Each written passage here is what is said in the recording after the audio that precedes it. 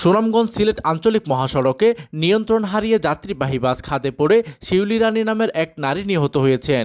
এই ঘটনায় অত্যন্ত আরও 10 থেকে 12 জন যাত্রী গুরুতর আহত হয়েছেন। সোমবার রাত 9:30টার দিকে সুনামগঞ্জ সদর উপজেলার লক্ষণশ্রী ইউনিয়নের জানিগাঁও এলাকায় এই দুর্ঘটনা ঘটে। নিহত শিউলি রানী জেলার দোয়ারাবাজার উপজেলার বসন্তপুর গ্রামের গোবিন্দ দাসের স্ত্রী। পুলিশ ও স্থানীয় সূত্রে জানা যায়, সন্ধ্যার পর সিলেট থেকে ছেড়ে আসা একটি লোকাল যাত্রীবাহী বাস সুনামগঞ্জের উদ্দেশ্যে রওনা দেয়। প্রতিমধ্যে জানিগাঁও এলাকায় পৌঁছালে বাসটি নিয়ন্ত্রণ হারিয়ে সড়কের পাশে খাদে উল্টে পড়ে। দুর্ঘটনা দেখে স্থানীয় বাসিন্দারা ছুটে এসে উদ্ধার কার্যক্রম শুরু করেন। পরে ফায়ার সার্ভিস ও পুলিশের সদস্যরা বাসের জানালার গ্লাস ভেঙে 10 থেকে 12 জন আহত যাত্রীকে উদ্ধার করেন। এই সময় বাসের ভেতরে চাপা পড়ে ঘটনাস্থলে মারা যান শিউলি রানী।